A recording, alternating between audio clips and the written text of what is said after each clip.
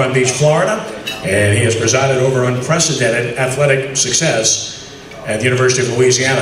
Of course, the Raging Cajuns having great success in basketball over the last few years, baseball, softball, football, of course. We've gotten to know them very well here in New Orleans with the R&L Carriers New Orleans Bowl, and of course the programs, facilities continue to grow. His 8th year at the University of Louisiana, located in Lafayette, and of course he's in his 5th year as athletic director, previously served in athletics at Troy and at Georgia Southern. It's great to have him with us here today. Please give a great New Orleans Quarterback Club Sports Foundation welcome to Scott Farmer, the athletic director at the University of Louisiana. Scott? Thank you, Ken. It's a pleasure, it's an honor. I'm very humbled to be here and addressing the Quarterback Club here today. Got a story to tell you a little bit, just real quick. Bear with me about myself. Born in South Florida, raised in Daytona Beach, and grew up the son of a coach. Grew up the son of a basketball coach, swim coach, and he went on to become an international known swim coach. And I go off to college thinking I'm going to be a swim coach the rest of my life also, quite honestly. And I ended up at Georgia Southern. And I walked in the first day, and by the way, Georgia Southern's about the size of this room we're in right now.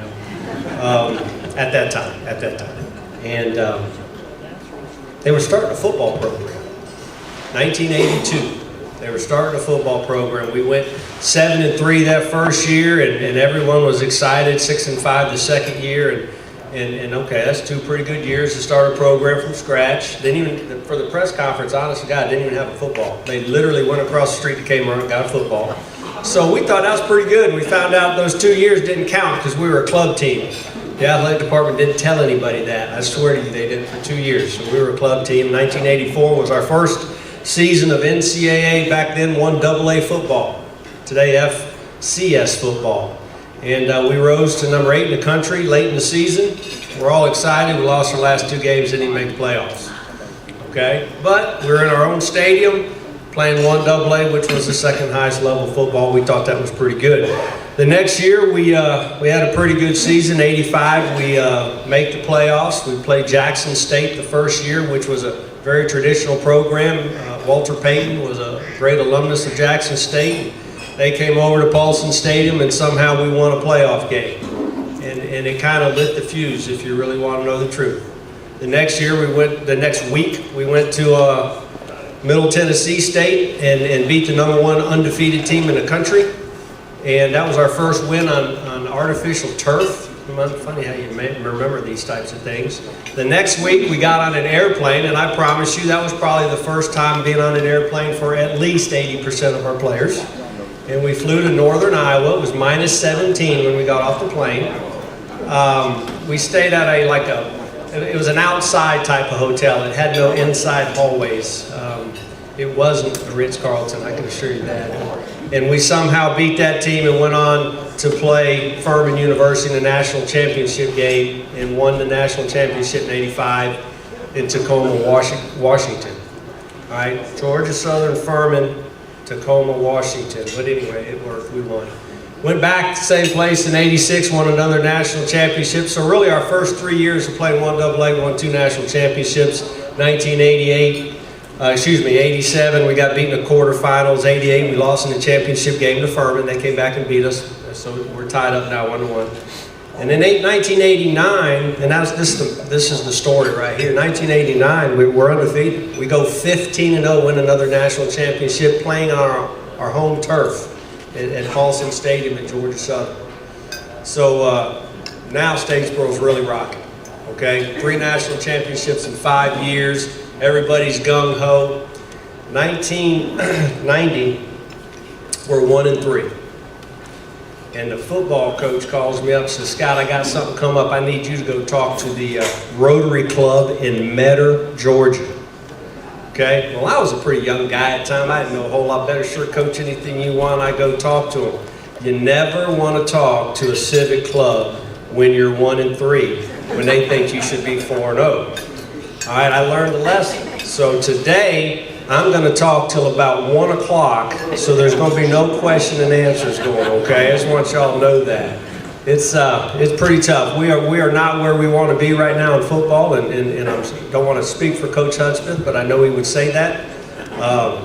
We'll figure it out. I have no doubt Coach will figure it out, and we'll get better. Got a lot of great things going on at UL, and I hope some of you will come and look at us and see some of these things. Obviously, we've been in this great town the last 4 Decembers, and we're 4-0 in football. And we have a lot of friends in the audience, and we've had a great time here. And just in case you didn't know this, that's 4 New Orleans Bowl wins. That's the only team in the history of college football to win the same bowl game 4 years in a row. Okay, that's quite, anytime you say in the history of college football, that's quite an accomplishment. So we're very proud of that, but we're also proud of basketball going to the NCAA tournament, playing in postseason 3 of the last 5 years. And we're proud of baseball and softball. We're the only team in the country to go to super regionals in baseball and softball the last 2 years in a row. We're the only team in the country 2 years ago to host super regionals in baseball and softball. Tennis team won a conference championship right here in New Orleans.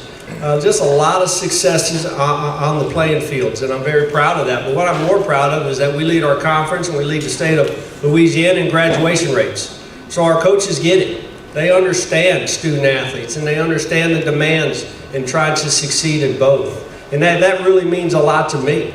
I think they have it right, and I'll take my staff against any coaching staff in the country. I think they're that good as a staff. So we got a full facilities master plan. We divided it into 3 tiers. It's 11 projects. The first tier was an end zone building at Cajun Field, a new soccer track complex, and a student athlete performance center. Well, we just opened a student athlete performance center a couple weeks ago. It's about 100,000 square feet. We have a 12,000 square foot weight room, a 10,000 square foot training room, 150 seat auditorium, football offices, football meeting rooms. It's really a big time facility, and again, if you're in town, let me know. I'll take you on a tour of it. It's really special. So those 3 are done. Those projects are checked off the list. Next tier is to renovate our baseball field and complete renovation of football. So we're in the process of a capital campaign right now, trying to get that done. I do believe we'll start baseball at the end of this coming season. So you'll see some changes in our baseball. And then after that, we'll move right on to tier 3. So we try to keep things simple in Lafayette. We really, as a department, I talk about it all the time. We have 2 goals. We want to give coaches what they need to recruit great athletes. All right, that's goal number 1. Give coaches what they need to recruit great athletes. Goal number 2, give athletes what they need to be successful. And if we can do those 2 things, everything's going to fall into place. And that's what we talk about, and that's what we do. If it doesn't meet one of those 2 things, it's probably not real high on my priority list. So anyway, that's kind of where we are, where we're going. I encourage you to come out to games anytime you'd like, and I guess I'm supposed to open it up for questions. Is that right? Yes, sir.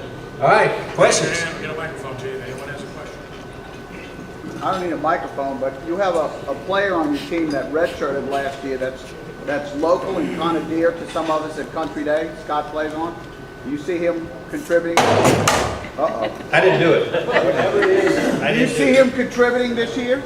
All right, anyway, yes. I tell you what, we actually started basketball practice yesterday, and I went in there for just a few minutes at the beginning of practice and late in practice, and you know, he has even gotten bigger, to be honest with you. He is a good-looking athlete now, and yes, I do think Coach has got a plan for Scotty. He's a good young man too. He went overseas during the summer and played over the summer, and he's a different player right now. At the time, I really didn't want him to redshirt last year, but of course now you're like, I'm glad he did, because he's going to help us. That was a basketball player, for those of you who know Scotty. Man, this is a soft crowd. I wish it wasn't as nice in Better, Georgia about 20 years ago. I can tell you that. So anyway, thank you for having me here today.